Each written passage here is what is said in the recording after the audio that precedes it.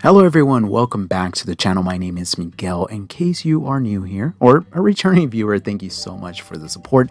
Please consider subscribing. Honestly, you guys are the motivation to keep this channel going strong for over 3 years now. So thank you. Also, a big shout out to Belmont Watches for lending this watch in for review. I personally have purchased from them and I highly recommend their services. The very first luxury watch brand that I loved and owned was Omega. The first one I owned was a 1960s Omega Seamaster. Unfortunately, I sold it to fund my Omega Speedmaster Automatic. Alright, so let's get back to the task at hand. The year is 2022 and the watch companies are dropping badass watches left and right. And Rolex drops that lefty atrocity, but that is a topic for another video. Although we all saw a lot of releases, I think we can all agree that there was one brand that overshined them all.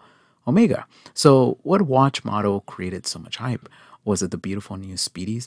No. Was it the new green Seamaster, the Hole Killer? No.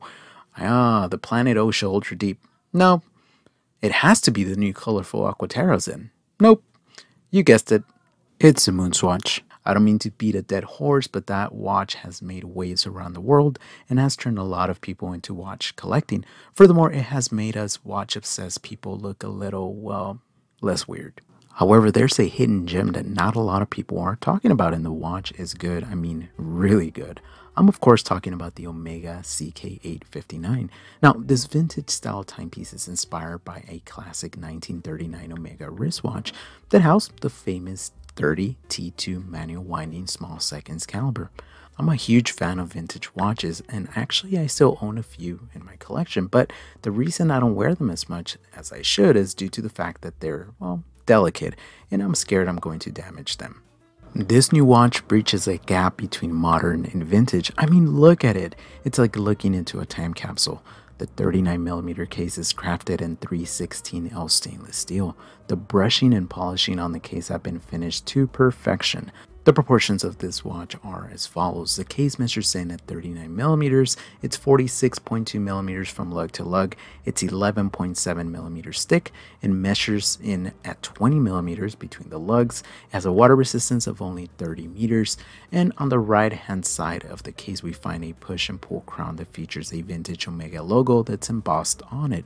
Behind the dome AR sapphire crystal, the dial is made from AG925 silver with blued hands and all the markings transferred in dark blue.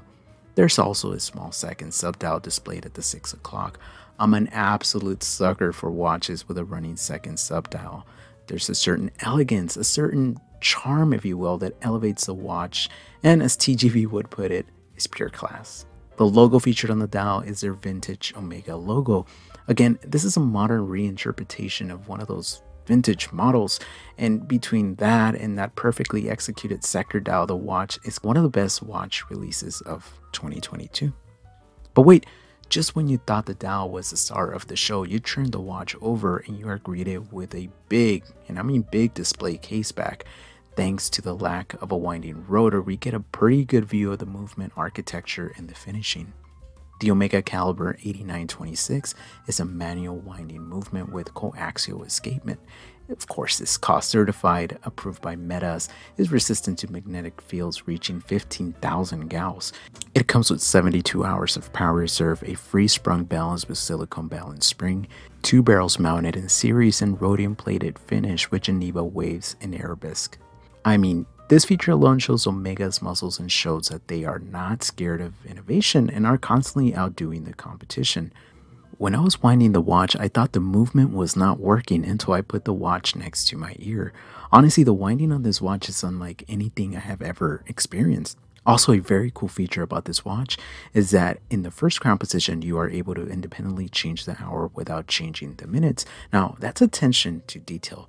An interesting thing to note is that Omega did not specify if this watch is a limited edition, but the CK859 is being produced as a serially numbered edition in which each example will be individually numbered in the order of manufacturing.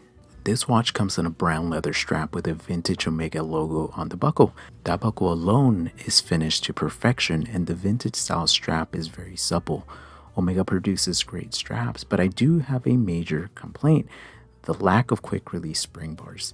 I would be very scared to scratch up this case, and I love changing the straps on my watches. I mean, constantly. So if this was my watch, I would take it off the strap, and I would love to have it on various straps with quick release spring bars. I think that the watch looks and feels amazing on my 6 and 7/8 inch wrists. What do you guys think? But now I'm pretty sure you realize that Omega is one of my favorite watch brands out there. Now, I don't like every watch in their catalog, nor do I agree with all the limited editions they put out, but I can tell you with certainty that this CK859 model is a big winner, and if you ever have the opportunity to check one out in person, do yourself a favor and do it. You won't be disappointed. By the way, if you want a more in-depth review about this watch and some cool history, head on over to the Urban Gentry channel, link in the description. Okay, so let me know what you think about this watch. I mean, what are your feelings about it? Does it look too vintage for you? Do you think collectors just need to stop talking about Rolex and acknowledge that Omega is better in a lot of ways? Oh man, that's gonna get me in trouble. I really appreciate your time, and please don't fall victim to hype watches. There is a ton of hidden gems like this one. You just need to dig deeper. Until next time, be safe, stay humble, and thank you.